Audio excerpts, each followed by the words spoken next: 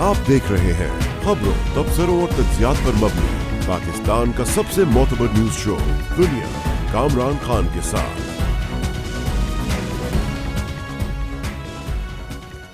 अस्सलाम वालेकुम, मैं हूं मसूद रजा। 9 मई 2023 पाकिस्तान की तारीख का ऐसा दिलखराश दिन है जिसे शायद कभी फरामोश ना किया जा सके।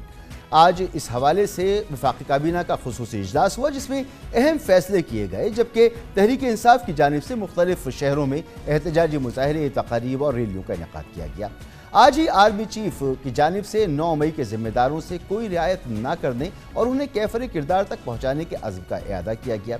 Army chief general Asim Munir ने दो टोक अल्फाज में कहा कि 9 मई का सियाबाब रकम करने वालों से कोई समझौता होगा न डील। अपने आप को मासूम जाहिर करने वाले असल रहनुमाओं को अपने जराइम का हिसाब देना पड़ेगा।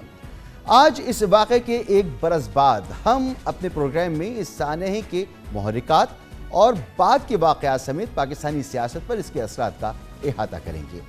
आज वफाकी काबीना का खुसूसी इजलास हुआ जिसे खिताब करते हुए वज़ीर आज़म का कहना था कि 9 मई का नापाक मनसूबा न सिर्फ पाकिस्तान के खिलाफ साजिश और बगावत थी, बल्कि ये अफवाज पाकिस्तान और सिपहसालार जनरल आसिम मुनीर के खिलाफ बगावत थी। काबीना अराकीन से खिताब में वज़ीर आज़म शहबाज शरीफ ने 9 मई के मुलजिमान को 1 साल बाद भी सज़ा न मिलने पर अदलिया से गिला किया।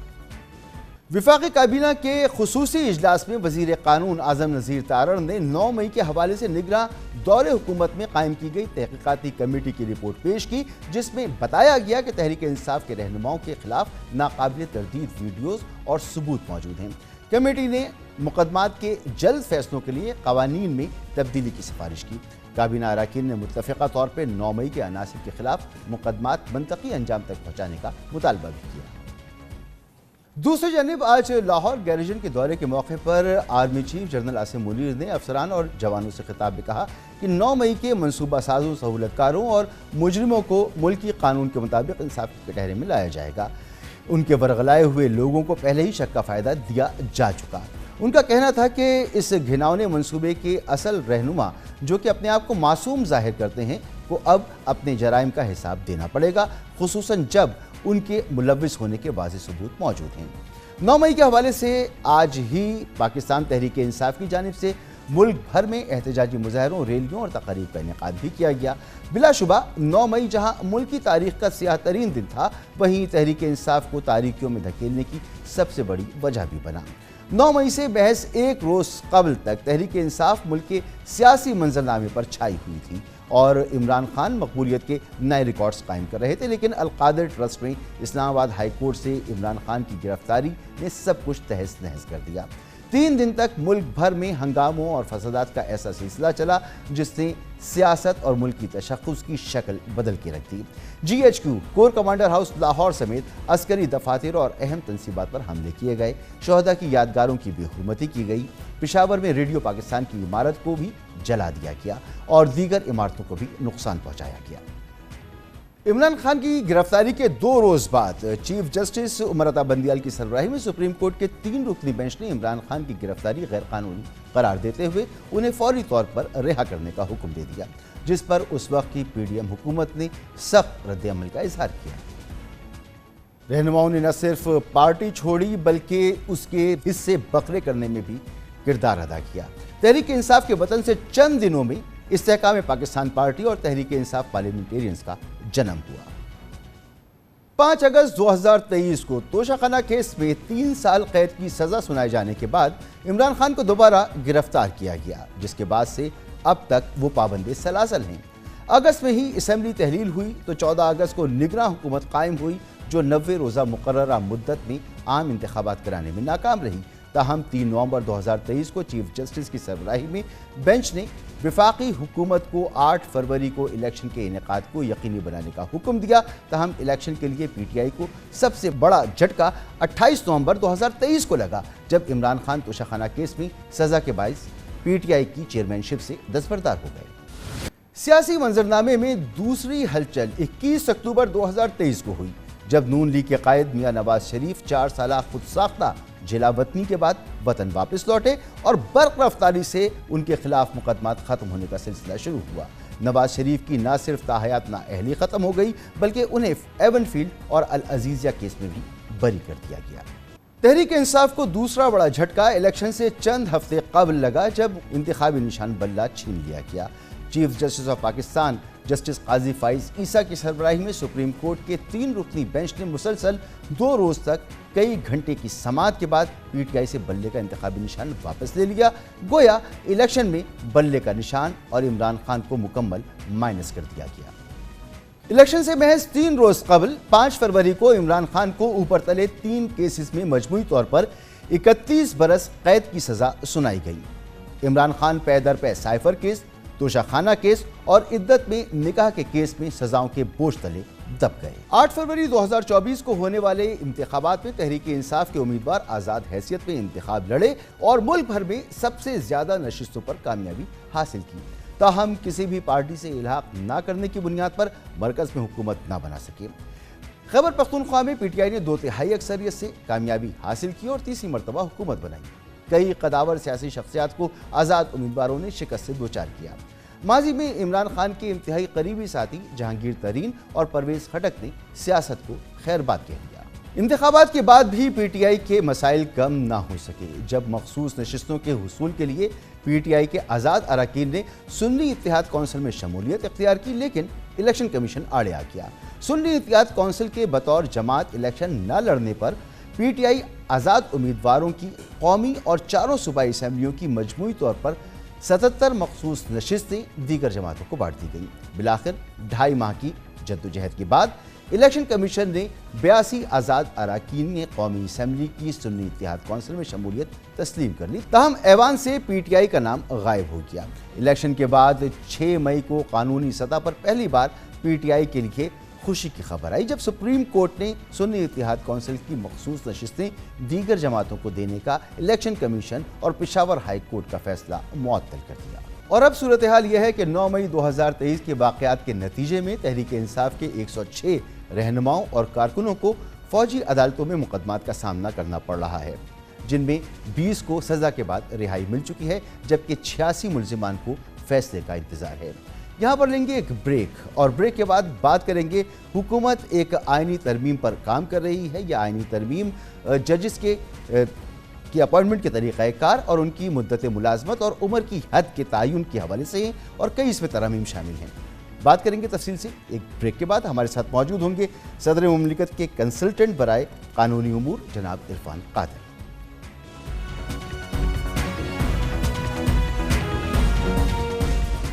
पिछले कुछ अरसे से मीडिया में ये इत्तलात गर्दिश कर रही थीं कि हुकूमत अदालती इस्लाहात पर गौर कर रही है, जिसमें चीफ जस्टिस ऑफ पाकिस्तान की मुद्दत मुलाजमत की हद मुकर्रर कर दें और आला अदालतों के जजों की ज़्यादा से ज़्यादा उम्र की हद में इजाफे समेत जजेस की तैनाती के तरीक़ाकार के लिए तजावीज़ शामिल हैं।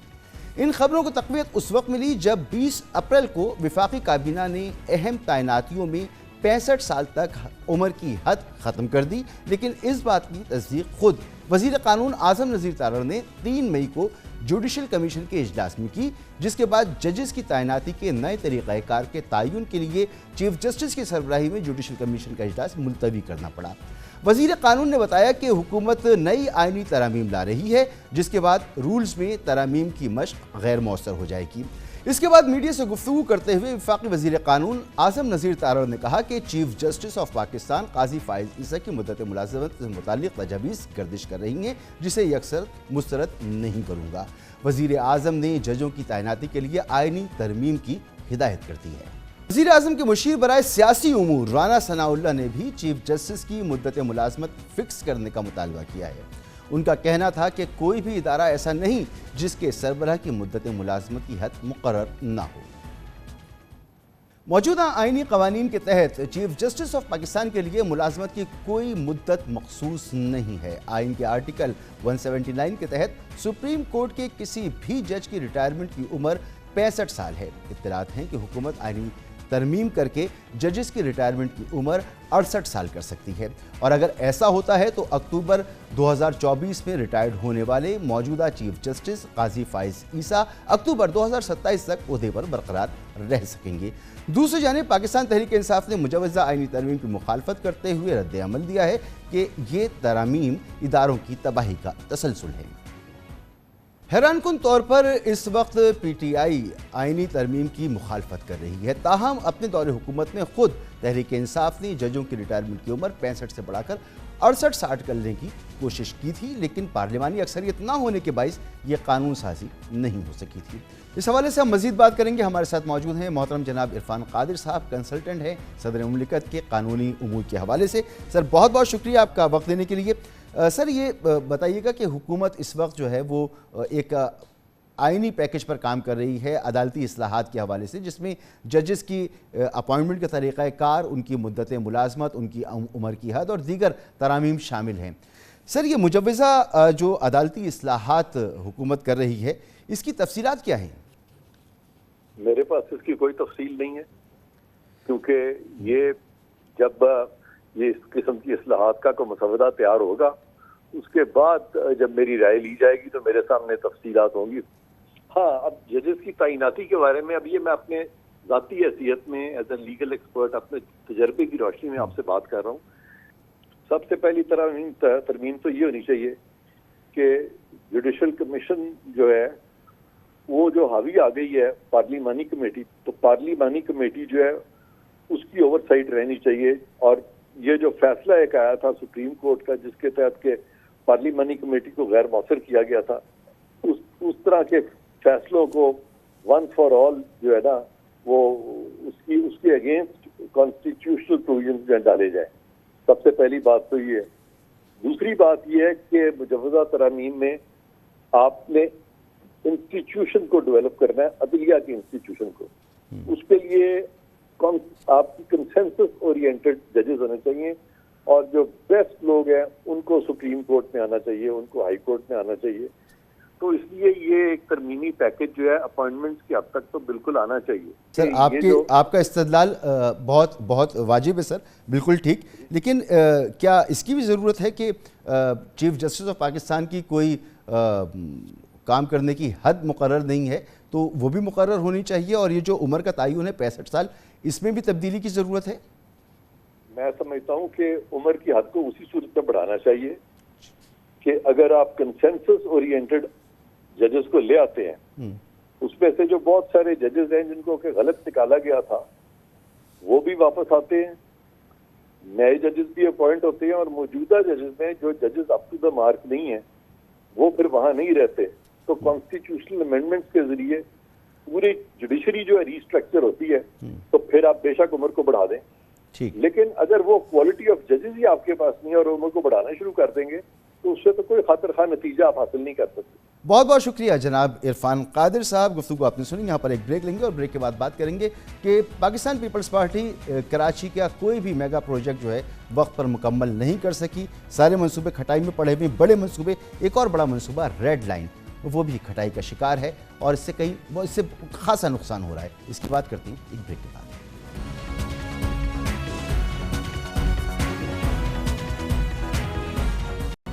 पीपल्स पार्टी मुल्क की वाहिद जमात है जिसने मुसलसल चौथी बार सिंध में हुकूमत कायम की है, लेकिन पिछले 16 बरस में सिंध हुकूमत अपना कोई एक मंसूबा बर वक्त मुकम्मल नहीं कर सकी।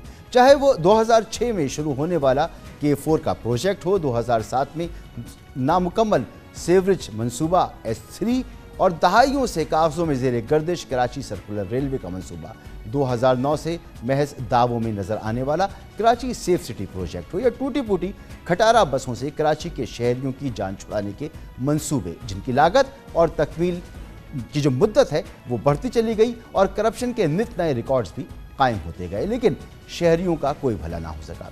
ऐसा ही एक मंसूबा कराची की रेड लाइन BRT का भी है, जो जुलाई 2019 से इल्तिबा का शिकार है। मलिर हॉल्ट से बरास्ता यूनिवर्सिटी रोड नुमाइश तक इस मंसूबे के लिए सड़क उधेड़ के छोड़ दी गई है। 22 किलोमीटर पर मुहित इस रास्ते पर कई यूनिवर्सिटीज, कॉलेजेस और दफातर हैं और 3 बरस से रोज़ाना लाखों शहरी और तलबा व तालिबात सिंध हुकूमत की इस नाअहली का अजाब भुगत रहे हैं।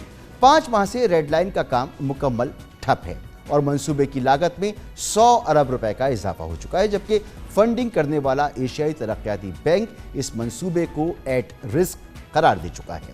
हुकूमती नाअहली के इस कारनामे की मीडिया पर हलचल मची तो चंद रोज़ कबल वज़ीर ट्रांसपोर्ट सिंध शर्जील इनाम मेमन ने मंसूबे का तूफ़ानी दौरा करते हुए तामीराती काम दोबारा शुरू करने का दावा किया, लेकिन 22 किलोमीटर तवील इस मंसूबे के चंद एक मुकामात पर नुमाइशी इक़दामात की नजर आए। तारीख पर तारीख देने की आदत से मजबूर सिंध हुकूमत के सरबराह और वुज़रा रेड लाइन BRT से मुताल्लिक़ भी अपनी रविश नहीं बदल सके। कराची रेड लाइन मंसूबा क्या है और इस वक्त किस हाल में है, इसका जायजा लिया हमारे नुमाइंदे खुसूसी जनाब इख्तियार खोकर ने। सिर्फ एक मंसूबा नहीं, हर मंसूबे की यही दास्तान है। इस हवाले से हम मज़ीद बात करेंगे। इख्तियार खोकर हमारे साथ मौजूद हैं, हमारे नुमाइंदे खुसूसी। बहुत शुक्रिया इख्तियार खोकर साहब।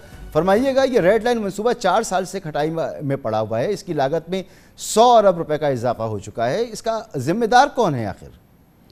जी मसूद साहब, इसका ज़िम्मेदार जो है वो एशियाई तरक्याती बैंक ने अपनी जो रिपोर्ट दी है इस पर, ये रिकॉर्ड पर है, उसको हुकूमत सिंध को करार दिया है। उस रिपोर्ट में ये बताया गया है कि ये मंसूबा जुलाई 2019 में अप्रूव हुआ था और 3 माह के अंदर हुकूमत सिंध को कुछ इक़दामात करके ट्रांस कराची कंपनी बना के जो ज़रूरी काम थे वो करके इसको इफ़ेक्टिव करना था लोन को। लेकिन लोन इफ़ेक्टिव करने के लिए जो हुकूमत को इक़दाम करने थे उसमें 17 माह लग गए, 17 माह उसमें लग गए। और उसके बाद वो जो कंपनी उन्होंने बनाई ट्रांस कराची कंपनी, उसका बजट अप्रूव करने में 1 साल और लग गया। तो और उसके अलावा ठेके इन्होंने दिए, कोई दिसंबर 2021 में उन्होंने ठेके दिए, क्योंकि 2 जो मलिर हाट से नुमाइश तक के लिए जो सड़क बनी थी उस ठेके को पर काम शुरू करने के लिए 1 साल लग गया, क्योंकि ठेकेदार को जो राइट ऑफ वे देना था, जो रास्ता देना था खाली करके कि जिस पे काम होना था, जो डिपो जो बनने थे एक मलिर हाल पे और एक मौसमियात के मकाम पर, उसकी ज़मीन का झगड़ा पैदा हो गया, उसमें सिक्योरिटी इदारे पहले ही मौजूद थे। वो मसाइल इनको हल करने के ये सारे मसाइल मंसूबा शुरू करने से पहले हल होने चाहिए। ज़मीन का बंदोबस्त पहले होता है, लेकिन वो ज़मीन का बंदोबस्त नहीं कर सके। नतीजा ये निकला कि उसकी इन्फ्लेशन आ गया, मुल्क के हालात इनके, डॉलर की का जो रेट है वो बढ़ गया और ठेकेदार ने काम करना बंद कर दिया। उन्होंने कहा कि जी हमें वारा नहीं खाता, और जो काम पहले मतलब 80 अरब रुपए में इन्होंने तय किया था होना था, और वो उसके लिए उन्होंने कहा कि जी ये तो अब इसमें नहीं होगा। और उसके बाद जो इन्होंने ठेकेदार को कहा कि जी आप काम शुरू करें और हम इसको रिवाइज करते हैं, फिर मंसूबा रिवाइज करने में करवा सके और जो टाइमलाइन थी उससे आगे निकल गए। लेकिन 2017 से ये मंसूबा ज़ेरे गौर था।